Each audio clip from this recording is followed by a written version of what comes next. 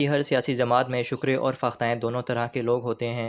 Party leader حکمت عملی کے تحت کبھی شکروں کو آگے کر کے جارحانہ رنگ اختیار کرتا ہے اور کبھی فاختاؤں کو آگے کر کے مفاہمانہ تاثر دیتا ہے۔ پاکستان تحریک انصاف البتہ اس حوالے سے کافی مختلف رہی ہے۔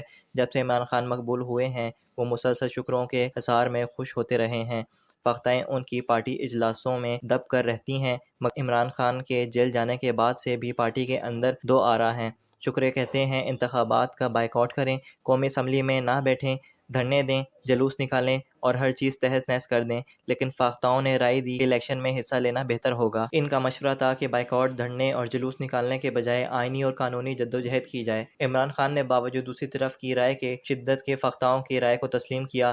شکرے کہتے رہے سپریم کورٹ سے انصاف نہیں ملے گا، قومی اسمبلی میں بیٹھنے اور حلف اٹھانے کا مطلب انتخابات کو تسلیم کرنا ہوگا۔ شکرے کان بھرتے تھے کہ فاختائیں کمپرومائز ہیں، یہ سب مقتدرہ کی ایجنٹ ہیں، لیکن سپریم کورٹ کے مخصوص نشستوں کے فیصلے سے ثابت ہو گیا ہے کہ فاختاؤں کے دلائل درست تھے۔ اسی نظام کے اندر انہیں انصاف مل گیا، وکیل جیت گئے اور شکرے ہار گئے۔ سید علی ظفر، بیرسٹر گوہر، اسد قیصر، عمر ایوب اور وکلا سلمان اکرم راجہ اور سلمان صفدر نے مشکل ترین حالات میں آئین، قانون اور پرامن جدوجہد سے فتح حاصل کر لی۔ اگر شکروں اور یوٹیوبرز کے مشورے پر چلا جاتا تو آج پارٹی کی باقی قیادت بھی جیلوں میں ہوتی، فیصلے بھی ان کے حق میں نہ آ رہے تھے، جو ریلیف اور سپورٹ مل رہی ہے وہ بھی نہ ملتی۔ سوال یہ ہے کہ آئندہ بھی فاختاؤں کی پالیسی چلے گی یا پھر شکرے پارٹی کو جارحیت کی طرف دھکیل دیں گے؟ اصل میں ہر مقبول لیڈر کو جارحیت کے مشورے اچھے لگتے ہیں اور پھر وہ اپنے ارد گرد بھی ایسے ہی لوگ اکٹھے کر لیتا ہے جو اس کی پسند کے مشورے دیتے ہیں۔ دوسری طرف عوام کے ہجوم اکٹھے ہوتے ہیں تو وہ موب سائیکالوجی یعنی ہجوم کی نفسیات کے تحت اپنی ذاتی نفسیات کو بھول کر اجتماعی نفسیات کے تحت عمل شروع کر دیتے ہیں۔ فرض کریں ایک ایسا شخص جس نے کبھی زندگی میں پتھر یا کنکر تک نہیں اٹھایا، جب وہ ہجوم میں شامل ہوگا تو تشدد پر اتر آئے گا۔ اپنی انفرادی زندگی میں وہ پرامن شہری ہوگا، مگر ہجوم میں وہ انتہا پسندی میں سب سے آگے ہوگا۔ 9 مئی کا واقعہ ہو یا تشدد و تخریب کے دوسرے واقعات، ان میں ہجوم کی نفسیات کار فرما ہوتی ہے،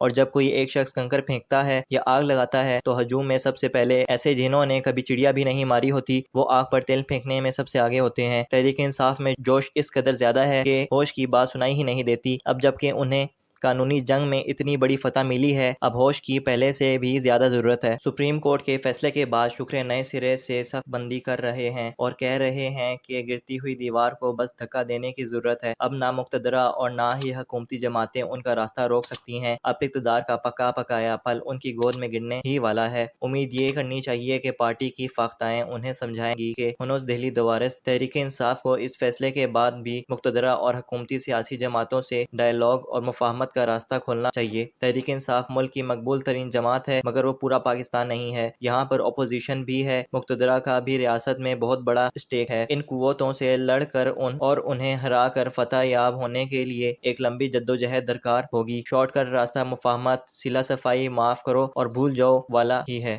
فاختائیں 9 مئی کی خطرناک کھائی سے تحریک انصاف کو 8 فروری کے کھلے میدان میں لائیں اور اب اس میدان میں انہیں برتری بھی دلا دی۔ شکروں کو فری ہینڈ ملا اور ان کی پھر سنی گئی تو یہ تحریک انصاف کو پھر سے 9 مئی جیسی کسی اور خوفناک گھاٹی میں گرا دیں گے۔ حقائق سے مکمل کٹے ہوئے بیرون ملک بیٹھے تبصرہ نگار، روح پوشی گویرے ٹی وی اسکرینوں اور سوشل میڈیا کے نام نہاد انقلابی جوش، لڑائی، گالی گلوچ اور دشنام کے علاوہ کسی حکمت عملی پر نہ یقین رکھتے ہیں اور نہ اس کو مانتے ہیں۔ انہی میں سے چند وہ تھے جو 9 مئی کی طرف دھکیلنے والے تھے، اور اگر انہیں پھر موقع ملا تو انتہا پسندی اور فسطائیت کے وہ رویے اختیار کریں گے کہ ان کی پارٹی کے حامی بھی کانوں کو ہاتھ لگائیں گے۔ یہ شکرے چائے کی پیالی میں انقلاب لا کر اپنے سے اختلاف کرنے والے ہر شخص کو وہ بازار میں پھانسی پر لٹکانا چاہتے ہیں۔ وہ کبھی مقتدرہ سے بدلہ لینے کا نعرہ بلند کرتے ہیں تو کبھی ججوں سے نمٹنے کا عزم کرتے ہیں، کبھی اختلاف رکھنے والے میڈیا کو گالیاں دیتے ہیں تو کبھی ان کا مذاق اڑا کر ان کی تضحیک کرتے ہیں۔ مجھے صاف نظر آ رہا ہے کوئی حادثہ نہ ہوا تو حالات تحریک انصاف کو اقتدار میں دوبارہ لانے کی طرف تیزی سے رواں دواں ہیں، لیکن انتقام کا یہ جذبہ، بدلے کی باتیں کہیں حالات کے دہاڑے کو موڑ نہ دیں، کہیں تحریک انصاف کے مخالف اکٹھے ہو کر ان سے فیصلہ کن جنگ پر نہ اتر آئیں۔ جب انہیں انتقام اور بدلے کا خوف ہوگا تو وہ تحریک انصاف کے اقتدار میں واپسی کی خلاف سخت مزاحمت کریں گے۔ ہو سکتا ہے اس میں تحریک انصاف کے مخالف ہار جائیں اور تحریک انصاف جیت جائے، لیکن اس بات کا بھی امکان ہے کہ تحریک انصاف کے مخالف جاتے جاتے اسے ایسا زخم لگا جائیں جائیں کہ وہ کبھی سنبھل ہی نہ سکے۔ تحریک انصاف کی بہترین حکمت عملی مفاہمانہ ہوگی۔ فتح مکہ سے سیکھ کر چلیں، مخالفوں کو بھی عزت دیں، انتقام کو جو بھی بات کرے اسے روکیں۔ وہ لوگ جنہوں نے گالیاں اور دشنام و تیرہ بنا لیا ہے، وہ کل کو اپنی عادت کے تحت عمران کو بھی گالیاں نکالا کریں گے۔ آج عمران خان پر سخت وقت انہی شکروں کی وجہ سے آیا ہوا ہے، اور اگر یہی شکرے تحریک انصاف کے ہجوم کی نفسیات سے کھیلتے رہے تو تحریک انصاف جیت کر بھی ہار جائے گی۔ فتح کی نفسیات معاف کرنا اور بھول جانا ہے، شکست کی نفسیات میں انتقام اور نفرت ہوتی ہے۔ شکست اور جارحیت سے نکل کر تدبر اور مفاہمت کی طرف چلنا ہی بہترین حکمت عملی ہوگی۔